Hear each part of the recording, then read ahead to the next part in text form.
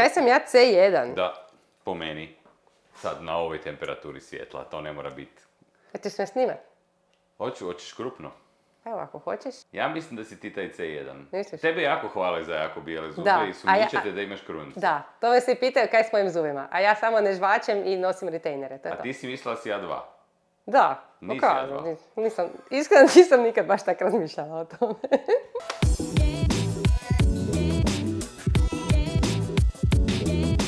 Dobro, ajde, evo, neću prebijele. Kak dođemo do toga koja je za mene boja? Ovo je Vita ključ. To je jedan standardni, osnovni naš ključ boja koji imamo u ordinaciji. To je stvarno baš baza nekakva zubarska. Na ovo postoje još cijeli setovi ključeva koji ovako tu idu u bijelje. Tih bleach boja. To su ovi koji ne postoje u stvarnosti. To su ovi koji ne postoje u stvarnosti, koje je industrija proizvela na zahtjeve populacije. Ako izlazite iz ovoga u još bijelje, onda stvarno malo forsirate. Ima ljudi kojima prekrasni bijeli zubi stvarno dobro stoje, imaju takvu put, takve oči, takvu kosu i onda to izgleda dobro. Ali budite senzibilizirani ako vas savjetujemo.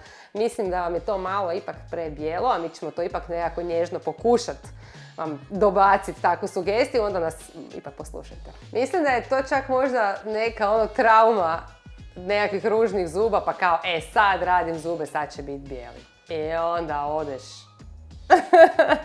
u 6. brzini na autoputu, aj bog, i odeš u krivo. Svatko koji je došao u ordinaciju na kraj svog protetskog rada, znači na cementiranje gotovih krunica, kad ih je vidio na stolu, na bijelom stolu, spremne, svi kažu, Isuse, to su moji zubi, ovakvi grozni, žuti i odvrtni, i onda ih staviš u usta kao, joj, vidi što su dobri, baš su dobri. Znači tu smo svi jako subjektivni i kad vidimo te radove gotove, mislimo da je to nešto grozno, a u ustima funkcionira i čak su i lijepi i bijeli i čak budu i malo i presvijetli i tako. Prema tome nemojte biti u bedu kad ih vidite na stolu. Znači, to je jedna globalna mispercepcija boje vlastitih zuba. Ne želiš zube, kreć, bijele boje za farbanje zidova. Tak se bojaju zubi likovima u crtićima i nigdje drugdje. Nemojte to raditi. Zato što je to jasno, iz aviona se vidi da su ti zubi nekakva kompenzacija nečeg drugog i da ste sad to baš tak jako bijelo napravili. Ja razumijem da se neko u tom trenutku osjeća dobro i evo ga, sad ih imam i tu sve kako se sjaje. Ali ipak u jednoj zajednici, a pogotovo europskoj, ajmo sad tako nazvat ako gledate ovo, će to izazvati jednu reakciju kao ajme, jao, joj, ovi zubi su stvarno prebijeli. Negdje još prije i u Americi, sad pogotovo rekla bih u azijskim zemljama, ti jako bijeli zubi su sad u modi. Znači ti tvrdiš da postoje ljudi kojima prebijele krunice stoje? Stoje. Pa da, izuzetno rijetko, ali postoje pojedinci, često žene, kojima tak malo bijeli zubi i mogu dobro stajati. Ali kažem, ovo stvarno sa zadrškom govorim. Čekaj, jednom kad su krunice cementirane u ustima, ja sam se odlučio i to je zapečeno u toj peći, određena je boja i trajno cementirana, onda nema mijenjanja više. Nema mijenjanja. Kad je zacementiran protetski rad na zubu fiksni, onda ga se skida samo piljenjem i uništavanjem. Znači tu nema natrag, ne? Znači prije trenutka cementiranja svi moramo u sve biti sigurni. Aha, može biti privremeno cementirano. Može biti privremeno cirkon malo teže. Cirkon ne možeš privremeno cementirati, on će onda htjeti puknut, to je izuzetno rizično. Metal keramika da.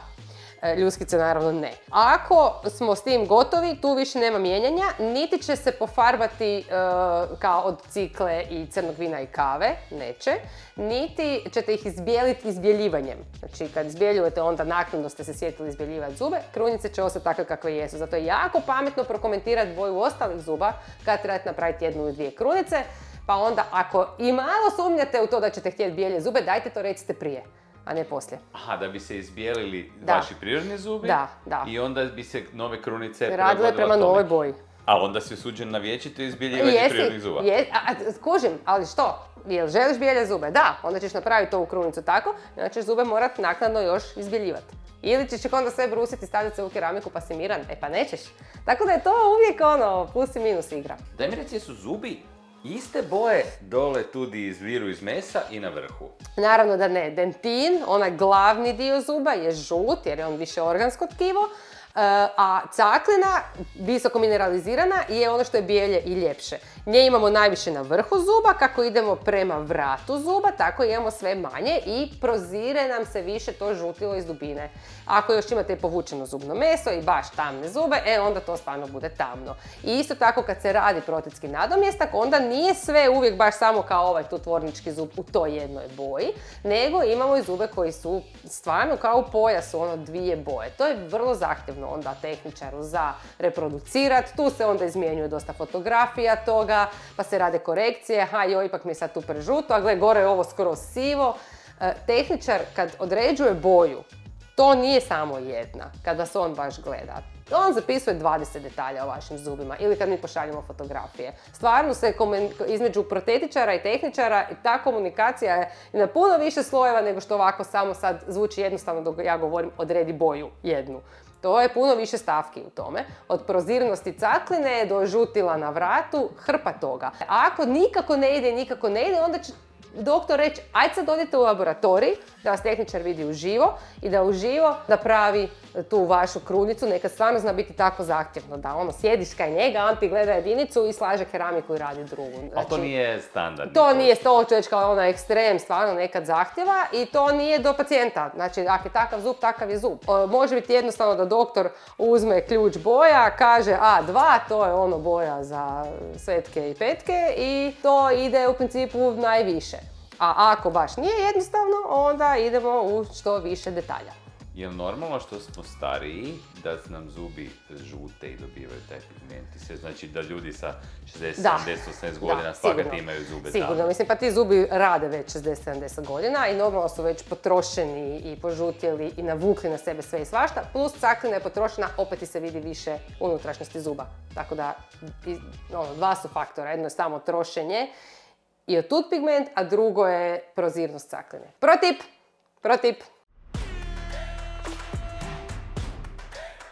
Protip je da su očnjaci malo uvijek žuči i tamni. Kako ćete vidjeti da netko sigurno ima umjetne zube je da su svi iste boje. Zato što su nam očnjaci i nama kao i svim mesežderima i životinjama koji ih imaju jaki zubi. Znači gornji očnjaci su vam izuzetno čvrsti i jaki zubi. Oni po svojoj prirodi moraju biti jači i po tome su onda i žuči. Tako da očnjak i moj je malo tamniji. To je normalno. Ako želite prirodno, očnjak mora biti malo žuči. Najbolje je kad pacijenti koji su sad dobili svoje nove osmijehe se vrate i kažu nam joj, znate kako je bilo super, sad sam bila tu s svojim prijateljicama i one su me pitale šta je drugče na tebi, jesi frizuru si promijenila ili nešto, šta si radila, si nešto s licem radila, neka druga šminka, a novi zubi su. To je efekt koji želite postići. Da neko vidi na vama da ste zasjajili i da ste nekako opušteni, da ljepše se smijete i odmah se bolje osjećate, ali se zapravo ne može skužiti da su zubi umjetni. To je bingo. Aha, a ne, wow, kakvi bijeli zubi. Zubi, a svi sa sunčanim naočalama, nemojte to raditi. Postoji neka prosječna boja, neki prosjek, šta najčešće ide? Najčešće je A2.